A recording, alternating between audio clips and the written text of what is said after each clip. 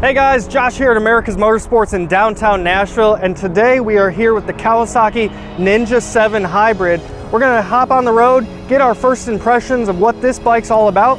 So come with me, let's throw some miles on her.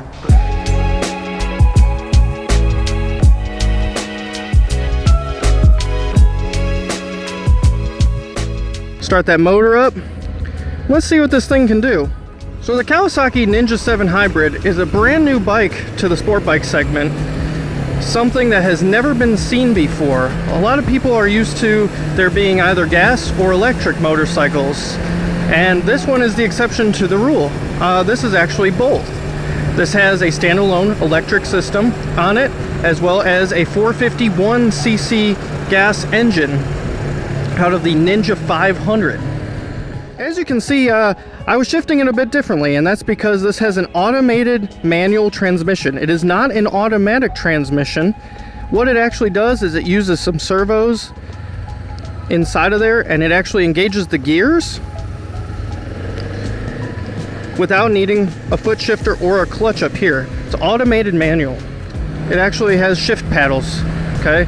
And you can see it's telling me to shift. Now, partially why it's telling me to shift in eco mode at 4,000 is because that's the most fuel economic shift point for this bike, okay?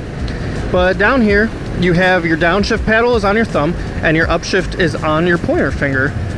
So, as you can see, I'm pressing the thumb button down to downshift as we come to a stop. And again, once we come to a full stop, the engine will shut off as part of eco mode. Now we're gonna go back into sport mode here. I'm holding this button.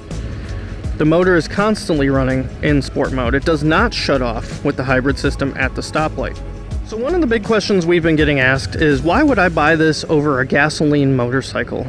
Because similar gasoline bikes in this class do get 60 to 70 miles per gallon depending on how you're riding them. And it is the same motor that is in the Kawasaki 500s. So why would you buy it? Well, this bike, I believe, was mainly designed for urban commuting, urban transport, and possibly for the European cities that are wanting to ban gas vehicles in inner city for use in the cities. It was built as an alternative to that because you can have full electric mode, so you won't have to worry about being fined or anything for using those there. But also in urban situations, you might want to go to the all-electric mode and just drive it on electricity alone. Because if you work 5 miles from home, that would make perfect sense. You would just drive in electric mode. Then if you wanted to go out of town and go hit the back roads and everything, you do have that gas backup. So it's giving you the best of both worlds. That way you're not landlocked to a grid, right? So you don't have to stay around the city, you don't have to stay near charging or anything of that sort. And you can get out and ride the back roads and get outside of the city when you want to. So I think the advantage of buying this over a gas bike would be just saving that fuel if you lived in the city, but then at the same time you don't have to worry when you want to go hit the twisties with your buddies on the weekend. You'll be right there the whole trip. You know, if you guys are going 2-3 hours away on just back road rides, it would be right there with them. So another question we've seen about this bike, and I've actually been asked this personally at the shop: can you modify this bike? Is there exhausts for it, or are there parts for it? The good news is, because it is the 451 from Kawasaki, I'm almost 90% sure that Ninja 500 exhaust systems will fit this bike.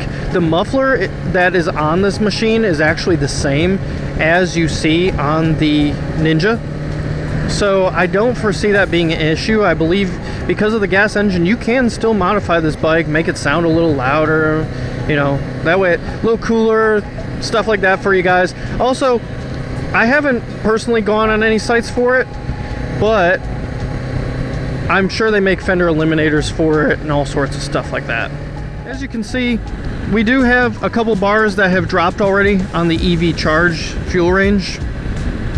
So it's enough to get you around on full electric if you needed to.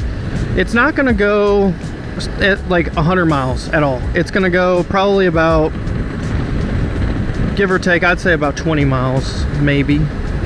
Again, it is meant to be a hybrid. It's not meant to be an EV bike. There's specific vehicles for that, but it does give you this option, which is really cool because I'm riding in all electric mode right now. It's quiet as can be. I don't know if you guys hear that, but there's no noise coming off of this bike. I think all you're hearing is really the chain down there, chain system spinning.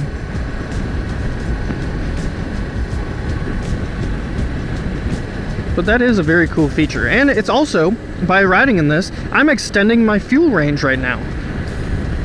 Where I have 52 miles till empty on the gas that's in the tank, but I'm not using that gas at all at the moment.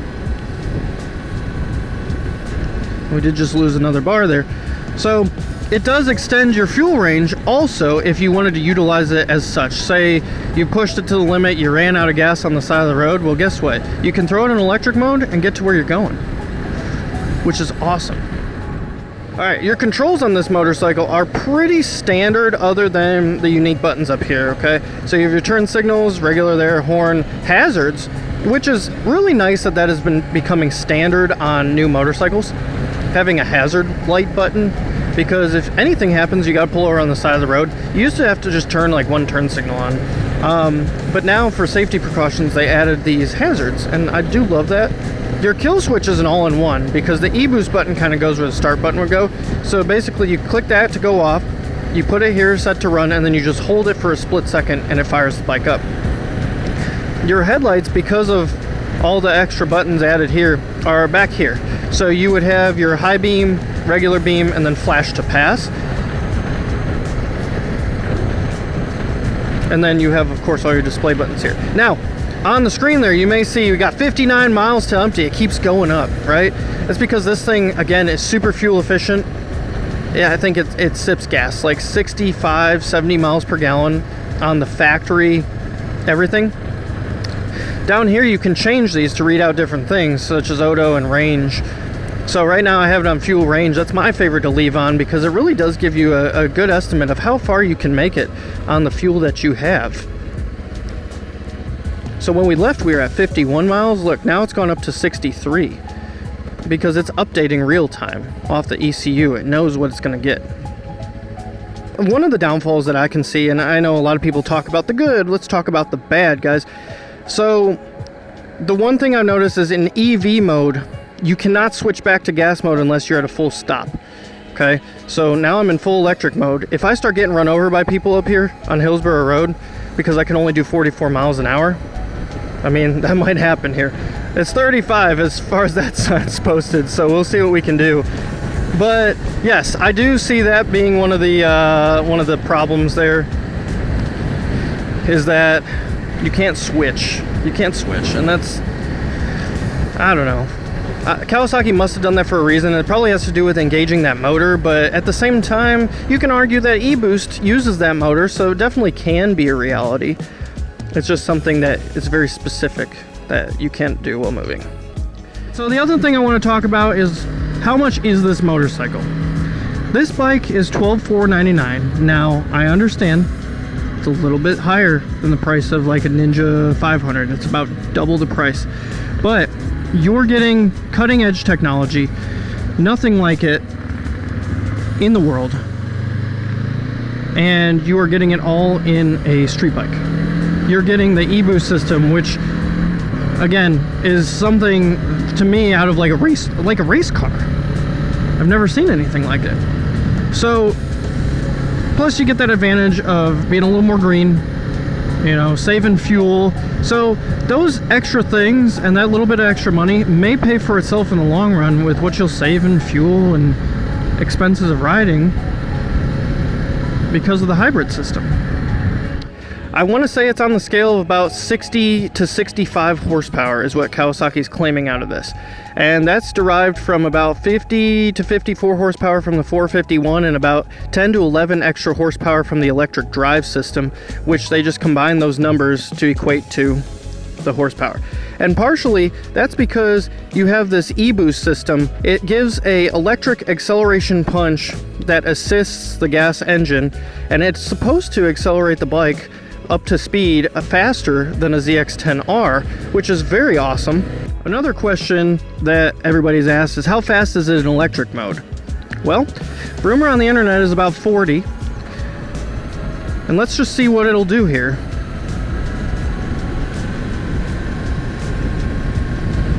It feels like it's still got something to go. We are going up an uphill incline right now.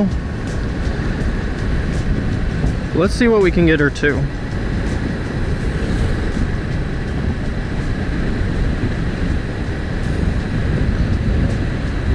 Looks like 44 miles an hour. So in full EV mode, it will do 44 miles an hour.